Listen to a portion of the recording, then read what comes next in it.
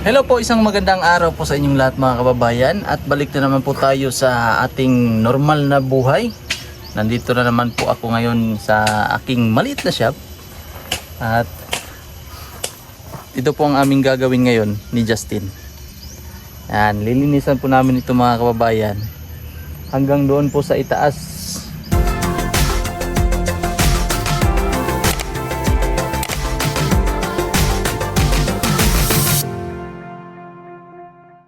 Ito po mga kababayan, dito yan, bali dalawa po kami ni Justin ngayon ang maglilinis dito.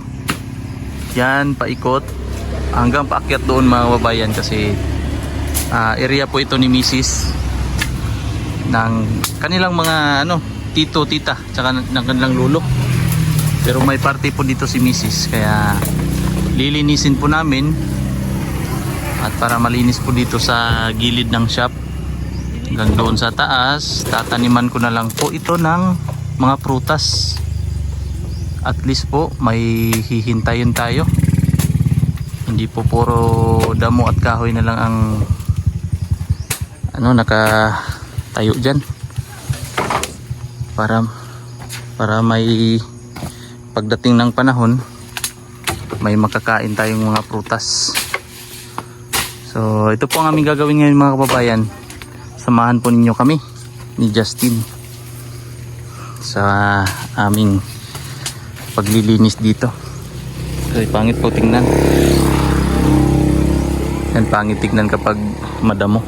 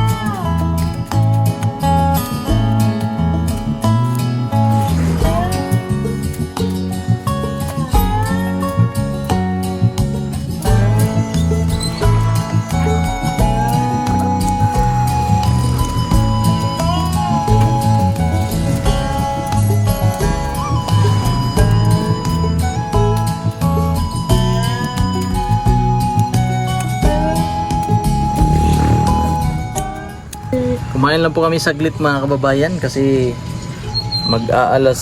alauna na pala. Yan, bumalik lang kami dito ni Justin sa shop. At may babaklasin ako ngayon na Vivo Y35 cellphone, kasi nabasa po daw ito. Try natin na buksan para malaman natin kung nasunog ba yung kanyang flex connector sa battery. Try nating buksan, kasi pag nabasa po itong cellphone, dapat po hindi po ninyo buksan para hindi po masunog, hindi po siya mag-ground. Kapag mag-grounded po siya, yan, basa po ang kanyang mga SIM card. May mga basa talaga siya. SIM card tsaka memory card basa. Sigurado ito pasok talaga ito. Kung hindi masunog, pero may kalawang.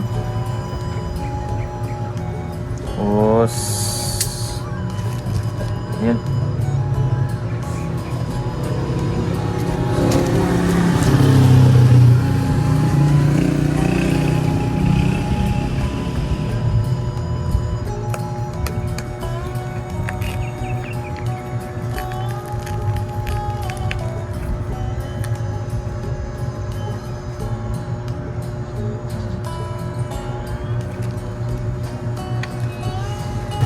Ayan po mga kababayan, may pumasok talaga na tubig. Swerte na lang po kung hindi siya sunog or hindi na ground.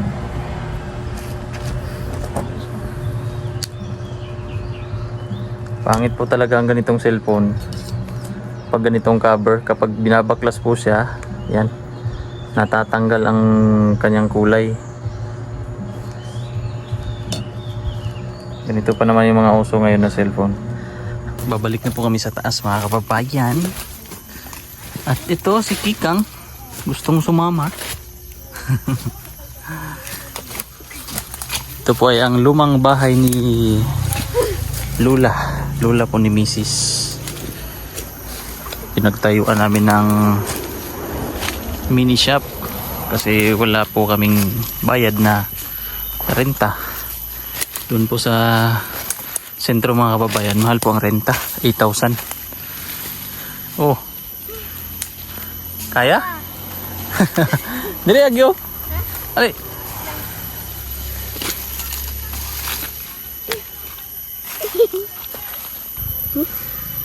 Pula. Napaso sa soldering iron. Tanghal mong good. Kiat man. Yan, bala ko po dito, mga kababayan, taniman ng prutas. Kasi sayang po ang lupa, nakatiwangwang lang. Puro kahoy. Wala pong nag-aalaga. Sige. Unong tree. Oh.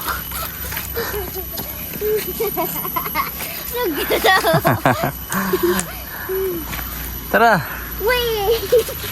Kuloy. Si Justin nandoon na. Naghahanap po kami ng taong mabayaran para sila na lang po sana ang mag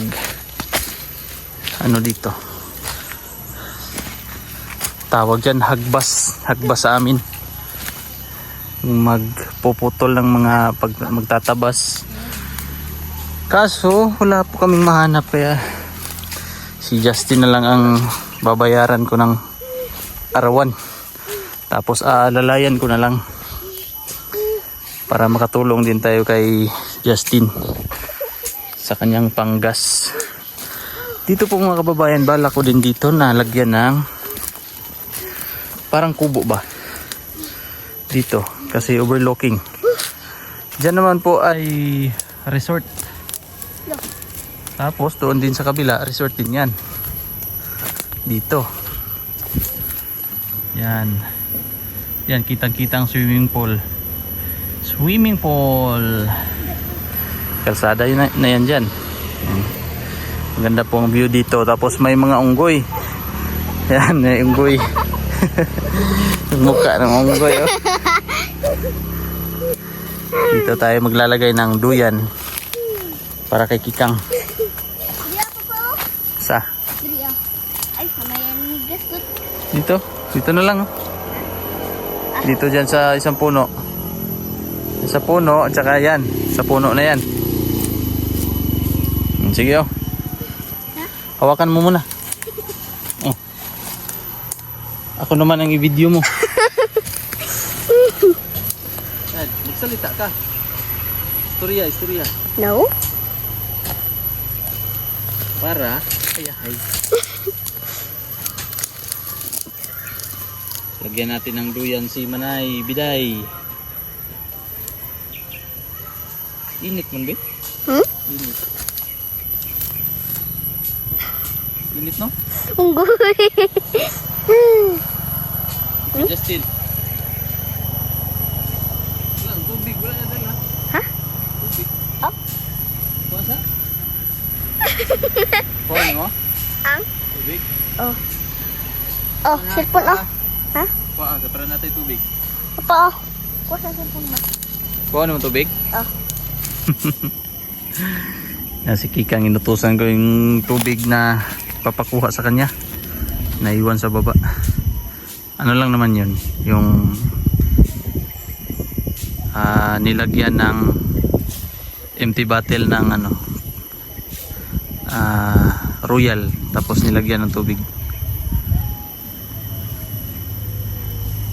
Run! Run! Dagan!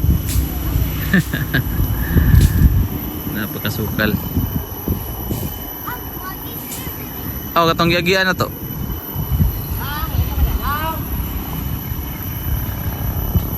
Si Justin, Idol Justin. Musta nating? Ang kagandahan lang po dito mga kababayan kasi may puno pa ng mga kahoy. Kaya hindi po siya mainit magtabas.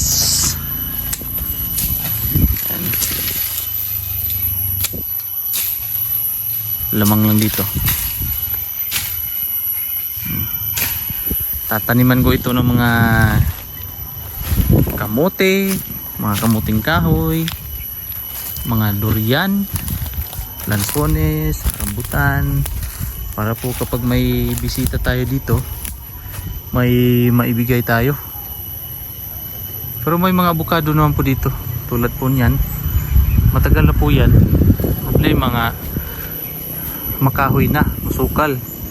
Kaya yung ibang mga abukado, yan, abukado din po yan, di na tumuloy kasi hindi na maintain. Nalinisan ko na po dati ito nung pag-uwi ko galing sa pagbabar ko, kaso nung bumalik ako ganito na uli. Ito talaga sinasadya ko ito mga kababayan, mga kahoy na ito na hindi putulin para may ano tayo, may mga poste, may kahoy tayong gagamitin para po sa kubo. Kasi bala ko po dito magtayo ng kubo doon siguro banda or dito kasi overlooking po dito. Oh, kana si Kikang, sunduin na lang natin, sunduin ko na lang.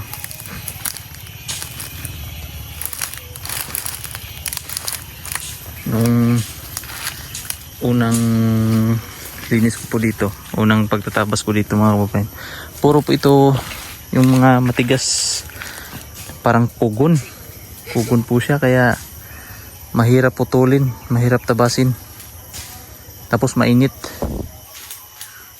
Laki na ng lansones. Grabe ka, reklamador kay ka, no? Sige, sige, kaya mo yan, lumaban ka. Sige, sige, sige, sige. Napakakulit ni Kikang. Bibi, ano yung lumok? Diba? Lumok, pati ah. Tay? Isa. Busog? Busog no? Busog na manok. Busog ko manok? Tara. Okay na ang duyan. Manando yan. Uhaw di tano. Ayaw to nga ba? Saan di ay? Palayo na sa baba ako eh.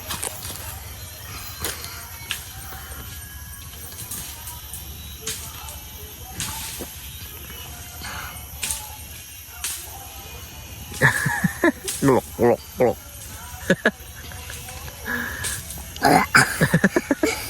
Bapak ni Justin. Tara. Una. Una.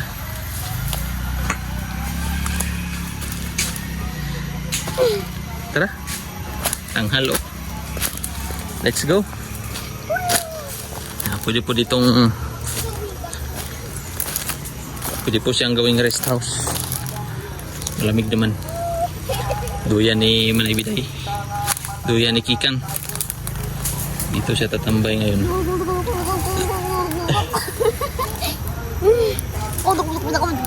Tubig ka, dahil nakibot mo.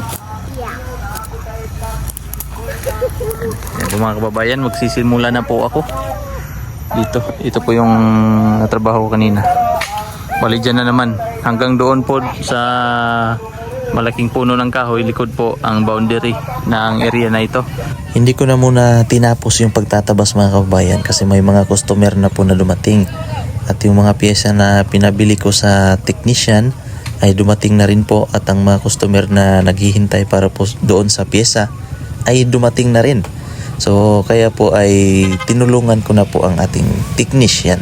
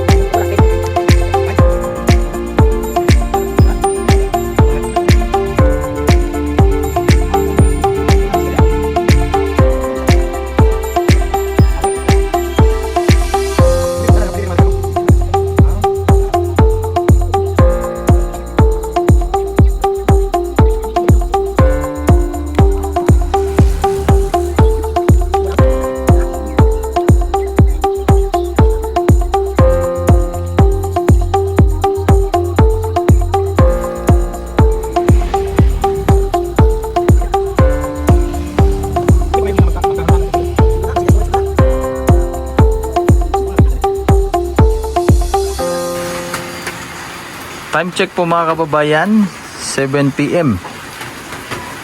At ito pa rin, still, nandito pa po kami sa shop. Si Mrs. nagkakabit ng tempered. Tapos kinabitan ko na po yan ng LCD.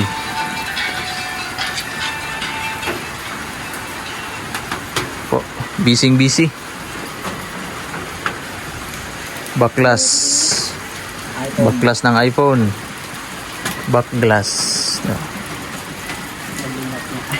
Backglass. Ito, grabe ito.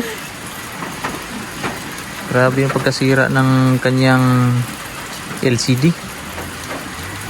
Tinapon siguro yan. Surveillance yapon. Tag-iya surveillance. May customer po kami dito. Hinihintay niya ang cellphone niya. Shout out. Guys, tagadinan siya guys. Ayan. Lakas din po ng ulan. Kaya hindi din kami makauwi. Sa salitang CCTV. Ang oras po ngayon ay mag-aalas 9 na po. At nandito pa kami sa aming maliit na shop. Pero nagsasara na kami. Kahit hindi pa namin natapos lahat. Hindi na kaya ng aming powers. Doon pa kami galing sa taas. Nagtatabas ni Justin. Pero si Justin nauna na po kanina. Kasi susunduin niya ang kanyang sister. So hanggang dito lang po muna mga kababayan ang ating vlog ngayong araw na ito. Thank you so much po sa inyong panonood, lalong lalo na po kay Tita Redemption at sa lahat po ng hindi nag-skip ng ating ads. At thank you so much sa inyong lahat mga kababayan.